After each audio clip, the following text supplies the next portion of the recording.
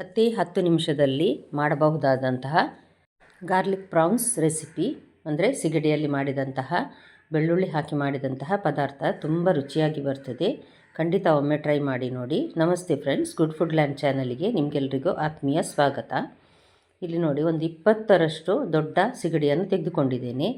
ಇದಕ್ಕೆ ಸಣ್ಣ 1 ಟೀ ಸ್ಪೂನಷ್ಟು ಉಪ್ಪು ಹಾಕಿ, ಒಂದು ದೊಡ್ಡ ಟೇಬಲ್ ಸ್ಪೂನಲ್ಲಿ ಕಾಶ್ಮೀರಿ ರೆಡ್ ಚಿಲ್ಲಿ ಪೌಡರ್ ಹಾಕಿದ್ದೇನೆ. ಬಣ್ಣ ಚೆನ್ನಾಗಿ ಬರ್ತದೆ, ಅದಕ್ಕೋಸ್ಕರ ಸ್ವಲ್ಪ ಅರಸಿನ, ಒಂದು ಅರ್ಧ ಲಿಂಬೆ ರಸದಲ್ಲಿ ಒಂದು ಅರ್ಧ ಭಾಗ ಅಂದರೆ 1 ಟೀ ಸ್ಪೂನ್ನಷ್ಟು ಹಾಕಿದ್ದೇನೆ. ಇದನ್ನೊಂದು ಸಲ ಚೆನ್ನಾಗಿ ಮಿಕ್ಸ್ ಮಾಡಿ ಇಡುವ. ಜಾಸ್ತಿ ಹೊತ್ತು ಇಡುವ ಅಗತ್ಯ ಇಲ್ಲ.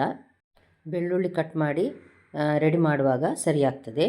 ಇಲ್ಲೊಂದು ಪ್ಯಾನಿಗೆ ನಾನು ಒಂದು ದೊಡ್ಡ ಟೇಬಲ್ ಸ್ಪೂನ್ನಷ್ಟು ಬೆಣ್ಣೆ ಹಾಕಿದ್ದೇನೆ. ಬೆಣ್ಣೆ ಹಾಕಿದರೆ ತುಂಬ ಟೇಸ್ಟಾಗಿ ಬರ್ತದೆ.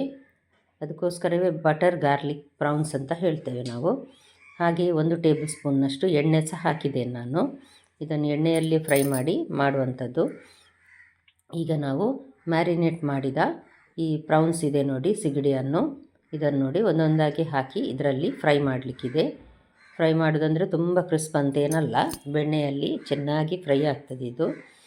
ನೀವಿನ್ನೂ ನನ್ನ ಚಾನಲ್ ಗುಡ್ ಫುಡ್ ಲ್ಯಾಂಡನ್ನು ಸಬ್ಸ್ಕ್ರೈಬ್ ಮಾಡಿಲ್ಲ ಅಂದರೆ ದಯವಿಟ್ಟು ಸಬ್ಸ್ಕ್ರೈಬ್ ಮಾಡಿ, ಹಾಗೂ ಲೈಕ್ ಬಟನನ್ನು ಖಂಡಿತ ಪ್ರೆಸ್ ಮಾಡೋದನ್ನು ಮರಿಬೇಡಿ. ನಿಮಗೆ ಫ್ಯಾಮಿಲಿ ಫ್ರೆಂಡ್ಸಿಗೆ ಶೇರ್ ಮಾಡಿ.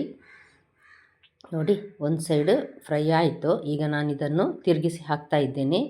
ಇದನ್ನು ಮೀಡಿಯಮ್ ಹೀಟಲ್ಲಿ ನಾನೀಗ ಬೇಯಿಸಿದ್ದೇನೆ.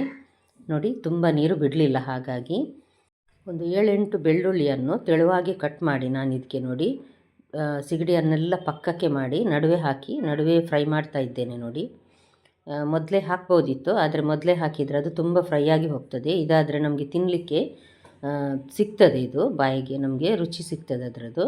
ಒಂದು 2 ಸೆಕೆಂಡ್ ಹುರಿದ್ರೆ ಸಾಕು, ಜಾಸ್ತಿ ಬಾಡೋದು ಬೇಡ ಬೆಳ್ಳುಳ್ಳಿ.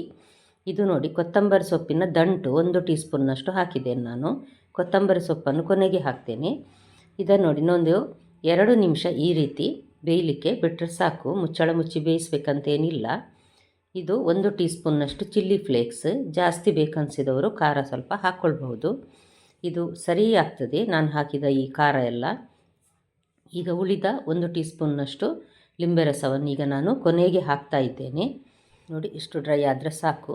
ಕೊನೆಗೆ ಕೊತ್ತಂಬರಿ ಸೊಪ್ಪು ಹಾಕಿದರೆ ಗಾರ್ಲಿಕ್ ಪ್ರಾನ್ಸ್ ರೆಡಿ ಆಯಿತು. ತುಂಬ ಸುಲಭ, 10 ನಿಮಿಷದಲ್ಲಿ ಮಾಡಬಹುದು.